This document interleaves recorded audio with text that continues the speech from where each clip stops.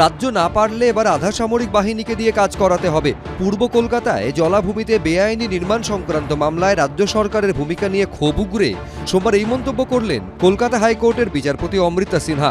এই মামলায় কেন্দ্রীয় সরকার, কেন্দ্রীয় স্বরাষ্ট্র মন্ত্রক এবং পরিবেশ মন্ত্রককে পার্টি করার নির্দেশ দিল কলকাতা হাইকোর্ট। 25শে জানুয়ারি আনন্দপুরের কাছে নাজিরাবাদে ভয়ঙ্কর অগ্নিকাণ্ডে ছাই হয়ে যায় জোড়া গোডাউন, ঝলসে মৃত্যু হয় বহু মানুষের। অভিযোগ ওঠে ওই গোডাউন তৈরি হয়েছিল বেআইনিভাবে জলাভূমি বুঝিয়ে। সব এইরকম এই জলাশয় ছিল, তাও ধান চাষ করতো এরকম। তারপরে ওই বিক্রি সব হয়ে এখন বিল্ডিং উঠে যাচ্ছে।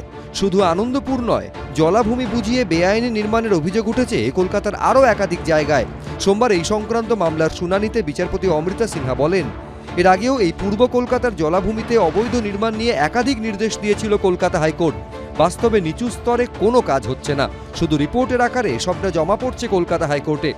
তখন ইস্ট ক্যালকাটা ওয়েটল্যান্ড কর্তৃপক্ষের আইনজীবী বলেন, এর আগে ওখানে বিদ্যুৎ সংযোগ বিচ্ছিন্ন করতে যাওয়া হয়েছিল, বিক্ষোভের কারণে তা করা যায়নি। এই নিয়ে সাহায্য চাওয়া হলেও কলকাতা পুরসভার তরফ থেকে কোনো সদুত্তর পাওয়া যায়নি। তখন বিচারপতি অমৃতা সিনহা মন্তব্য করেন, রাজ্য সরকার যদি সাহায্য করতে অপারগ হয় সেক্ষেত্রে আধা সামরিক বাহিনীকে দিয়ে কাজ করাতে হবে। তিনি আরও প্রশ্ন করেন যে 505টি বেআইনি নির্মাণ ভাঙার কথা বলা হয়েছিল, সেগুলির কি হলো? উত্তরে ইস্ট ক্যালকাটা ওয়েটল্যান্ড কর্তৃপক্ষের আইনজীবী বলেন, জেলা শাসকের কাছে সাহায্য চেয়েও পাওয়া যায়নি।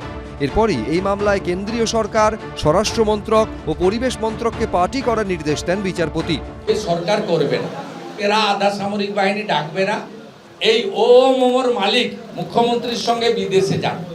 বিজেপিকে না আনলে ওয়েটল্যান্ড কখনোই উদ্ধার হবে না, কিন্তু কার্যকর তখনই হবে যখন এখানে বিজেপি সরকার আসবে। 31শে মার্চের মধ্যে বর্ডারে জমি দিতে অর্ডার হয়েছে, এখনো পর্যন্ত জমি দেওয়ার প্রসেস হয়নি। অতএব হাইকোর্ট কি বলল, কি অর্ডার করলো, এরা কোনোটাই মানে না, সংবিধানকে মানে না। সরকার অত্যন্ত সচেতনভাবে, সতর্কভাবে জলাভূমি সংরক্ষণের কাজ করছে। তো বাম জমানা থেকেই অর্ধেক জলাভূমি সর্বনাশ হয়ে আছে। ইকো পার্কের চারপাশ বেচতে তো সিপিএম জলাটাকেও বোঝাতে শুরু করছিল। সেখানে পরিবর্তন হলো, মমতা বন্দ্যোপাধ্যায় দাঁড়িয়ে আজকে ওই জলাভূমিকে রেখে একটা পর্যটন কেন্দ্র করলেন। তো মমতা বন্দ্যোপাধ্যায় বা তৃণমূল কংগ্রেস জলাভূমি বাঁচাচ্ছে না। আগামী 16ই মার্চ এই মামলার পরবর্তী শুনানি। কৃষ্ণেন্দু অধিকারী, উজ্জ্বল মুখোপাধ্যায়, এবিপি আনন্দ। এবিপি আনন্দ, এগিয়ে থাকে, এগিয়ে রাখে।